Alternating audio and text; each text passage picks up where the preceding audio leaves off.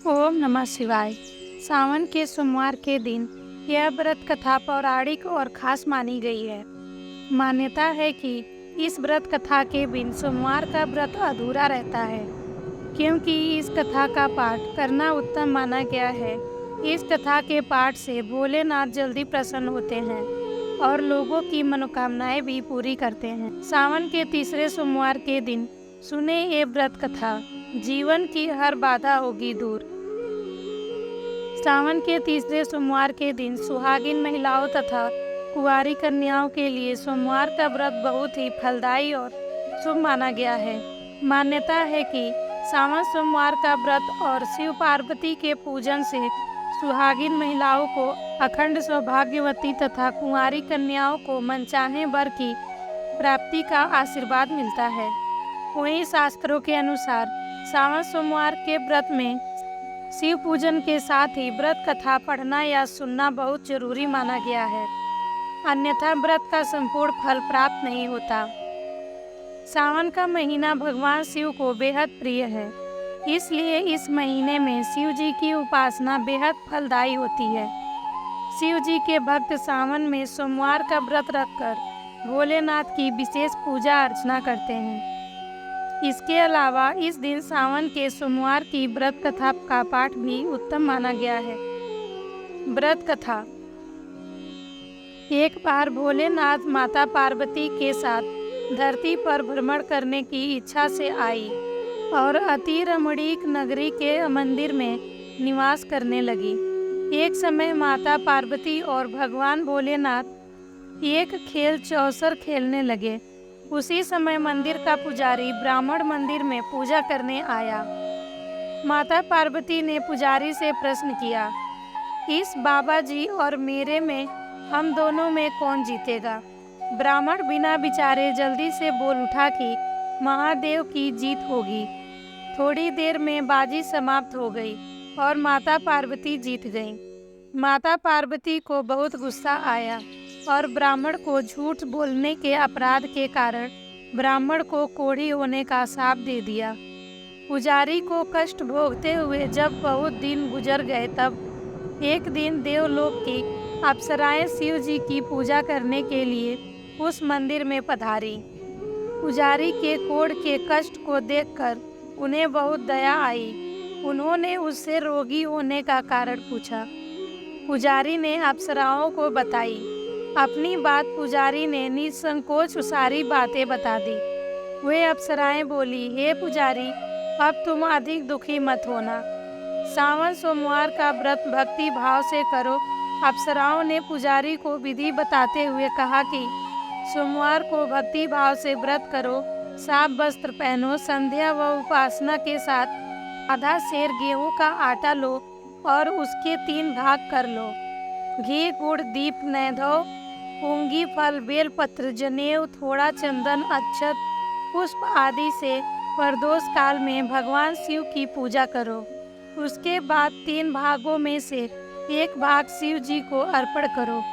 बाकी 2 शिव जी का प्रसाद समझकर उपस्थित लोगों में बांट दो और आप भी प्रसाद समझकर खाओ। इस विधि से 16 सोमवार व्रत रखो। 17वें सोमवार को 5 सेर पवित्र गेहूं के आटे की बाटी बनाओ, उसमें घी और गुड़ मिलाकर चूरमा बनाओ। भगवान भोलेनाथ को भोग लगाकर उपस्थित भक्तों में बांट दो। इसके बाद कुटुंब सहित प्रसाद लो तो शिव जी की कृपा से उसकी सभी मनोकामनाएं पूरी हो जाती हैं। ऐसा कहकर अप्सराएं स्वर्ग को चली गईं। ब्राह्मण ने यथाविधि कोट्स सोमवार व्रत किया तथा भगवान शिव की कृपा से रोग से मुक्त पाकर आनंद से रहने लगा। दोबारा मंदिर में आए शिव पार्वती। जब कुछ दिन बाद शिव और पार्वती उस मंदिर में पुनः पधारे, ब्राह्मण को निरोग देखकर पार्वती जी ने ब्राह्मण से रोग से मुक्त होने का उपाय पूछा। ब्राह्मण ने 16 सोमवार व्रत कथा सुनाई। पार्वती जी बहुत प्रसन्न हुई। ब्राह्मण से व्रत विधि पूछकर स्वयं भी व्रत करने के लिए तैयार हो गईं।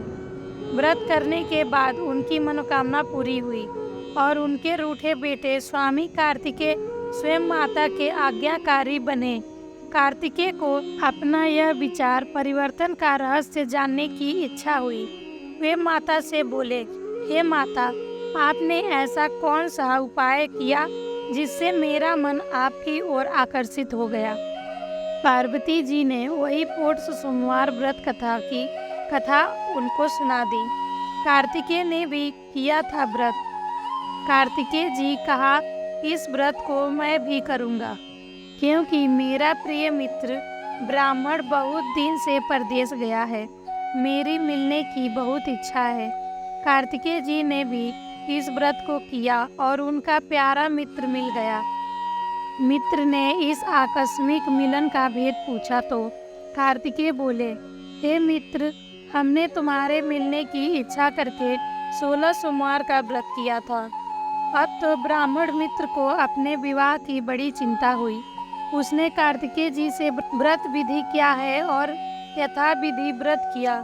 व्रत के प्रभाव से जब वह किसी कार्य से विदेश गया तो वहाँ के राजा की लड़की का स्वयंवर था। राजा ने प्रण किया था कि जिस राजकुमार के गले में सब प्रकार से छिड़ रहित हथनी माला डालेगी, मैं उसी के साथ अपनी प्यारी बेटी का विवाह कर दूंगा। शिव जी की कृपा से वह ब्राह्मण भी उस स्वयंवर को देखने की इच्छा से राज्यसभा में एक ओर जाकर बैठ गया। नियत समय पर हथनी आई और उसने जयमाला उस ब्राह्मण के गले में डाल दी। राजा ने अपनी प्रतिज्ञा के अनुसार बड़ी धूमधाम से अपनी कन्या का विवाह उस ब्राह्मण के साथ कर दिया और ब्राह्मण को बहुत सा धन सम्मान देकर संतुष्ट किया। ब्राह्मण सुंदर राजकन्या पाकर सुख से जीवन व्यतीत करने लगा। एक दिन राजकन्या ने अपने पति से प्रश्न किया, हे प्राणनाथ, आपने ऐसा कौन सा भारी पुण्य किया था जिसके प्रभाव से हथनी ने सब राजकुमारों को छोड़कर आपको वर्ण किया। ब्राह्मण बोला, हे प्राण प्रिय, मैंने अपने मित्र कार्तिकेय जी के कथा अनुसार 16 सोमवार का व्रत किया था, जिसके प्रभाव से मुझे तुम जैसी रूपवान पत्नी की प्राप्ति हुई। राजकन्या ने भी रखा व्रत। इस व्रत की महिमा सुनकर राजकन्या को बड़ी हैरत हुई। वह भी पुत्र की कामना करके इस व्रत को करने लगी। शिव जी की दया से उसके गर्भ से एक अति सुंदर, सुशील, धर्मात्मा और विद्वान पुत्र उत्पन्न हुआ। माता और पिता उस देव पुत्र को पाकर अधिक प्रसन्न हुए और उसका लालन पालन अच्छी प्रकार से करने लगे। जब पुत्र समझदार हुआ तो एक दिन उसने अपनी माता से प्रश्न किया कि हे माँ, तुमने कौन सा व्रत और तप किया है जो मेरे जैसा पुत्र तुम्हारे गर्भ से उत्पन्न हुआ। उसकी माता ने 16 सोमवार की व्रत कथा पुत्र को बताई। पुत्र ने सब तरह के मनोरथ पूरे करने वाले इस सरल व्रत को सुना तो वह राज्य अधिकार पाने की इच्छा से हर सोमवार को यथाविधि यह व्रत करने लगा। व्रत शुरू करने के बाद एक देश के वृद्ध राजा के दूतों ने आकर उसको राजकन्या के लिए वर्ण किया। राजा ने अपनी बेटी का विवाह ऐसे सगुण संपन्न ब्राह्मण युवक के साथ करके बड़ा सुख प्राप्त किया। वृद्ध राजा के दिवंगत हो जाने के बाद इसी ब्राह्मण को सिंहासन पर बैठाया गया, क्योंकि दिवंगत राजा का कोई पुत्र नहीं था। राज्य का उत्तराधिकारी होकर भी यह ब्राह्मण पुत्र 16 सोमवार करता रहा। जब 17वां सोमवार आया तो दीपपुत्र ने अपनी प्रियतमा से पूजन सामग्री लेकर शिव पूजा के लिए शिवालय में चलने को कहा, परंतु उसकी पत्नी ने उसकी आज्ञा की परवाह न की। दास दासियों द्वारा सब सामग्री शिवालय में भिजवा दी, परंतु स्वयं नहीं गई। रानी को राज्य से बाहर निकालने की हुई आकाशवाणी। जब राजा ने शिव जी का पूजन समाप्त किया तब आकाशवाणी हुई, हे राजा, अपनी इस रानी को राजमहल से निकाल दे, नहीं तो यह तेरा सर्वनाश कर देगी। यह आकाशवाणी सुनने के बाद राजा के आश्चर्य का ठिकाना न रहा। उसने मंत्र गृह में आकर अपने सभासदों को बुलाकर कहा कि मंत्रियों, मुझे आज शिव जी की आकाशवाणी हुई है कि राजा तू अपनी इस रानी को राज्य से निकाल दे, नहीं तो यह तेरा सर्वनाश कर देगी। राज्य के मंत्री और सभासद आदि सब विस्मय और दुख में डूब गए, क्योंकि जिस कन्या के कारण उसे राज्य मिला था, राजा उसी को निकालने की बात कह रहा था। यह कैसे हो सकता है? पर राजा ने मंत्रियों की परवाह नहीं की। उसने अपनी पत्नी को राजमहल से निकाल दिया। फिर रानी दुखी हृदय से भाग्य को कोसती हुई राज्य से बाहर चली गई।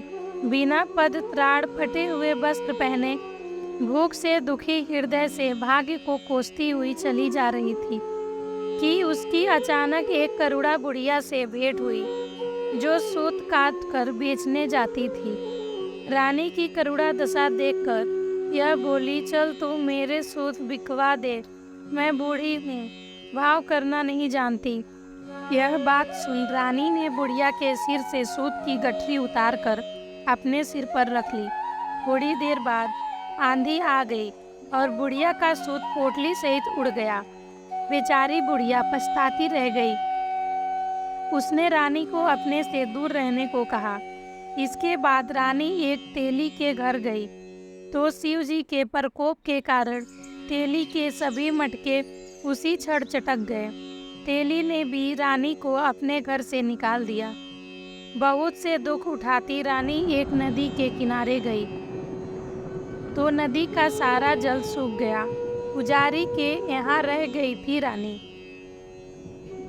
फिर एक पुजारी रानी से कहा कि तुम मेरे आश्रम में आकर रहो, मैं तुम्हें किसी प्रकार का दुख होने नहीं दूंगा। गुसाई जी के वचन सुनकर रानी को धीरज हुआ। वह आश्रम में रहने लगी।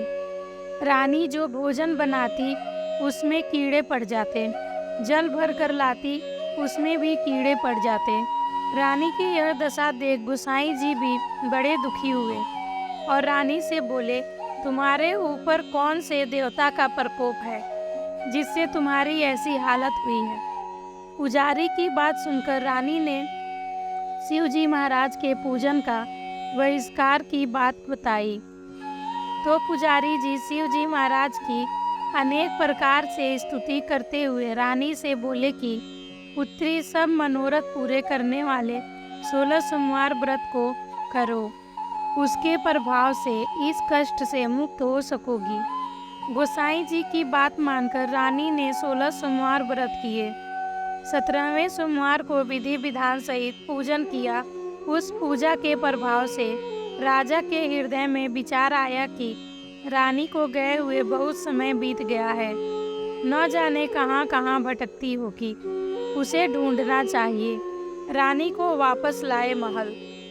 यह सोचकर रानी को तलाश करने के लिए राजा ने चारों दिशाओं में दूत भेजे। रानी का पता पाकर राजा गुसाई जी के आश्रम में गए और उनसे कहा कि महाराज, जो देवी आपके आश्रम में रहती है वह मेरी पत्नी है। शिव जी के प्रकोप के कारण मैंने उसको त्याग दिया था। अब मैं भोलेनाथ की कृपा से उसे लेने आया हूँ। कृपया मुझे अपनी पत्नी को साथ ले जाने की आज्ञा दे। यह सुनकर गोसाई जी बड़े प्रसन्न हुए। उन्होंने रानी को राजा के साथ जाने की अनुमति दे दी। राजा बड़ी प्रसन्नता के साथ रानी को महल लेकर आया। सारे राज्य में उत्सव मनाया गया और चारों तरफ प्रसन्नता की लहर दौड़ गई। सारी प्रजा ने अपनी रानी के आने पर खुशियां मनाई। राजा और रानी फिर नियमापूर्वक 16 सोमवार के व्रत का पालन करते हुए बहुत समय तक आनंदपूर्वक भूलोक पर निवास करते रहे। अंत समय में दोनों को मुक्त स्वर्ग की प्राप्ति हुई। इस प्रकार जो मनुष्य 16 सोमवार के व्रत को श्रद्धा पूर्वक करता है, उसकी सभी मनोकामनाएं भगवान शिव जी की कृपा से पूर्ण होती है और उसे मोक्ष की प्राप्ति होती है। आपको पूरी कथा जरूर सुनना चाहिए। पूरी कथा सुनने से हमको सावन के व्रत का फल मिलता है। हर हर महादेव।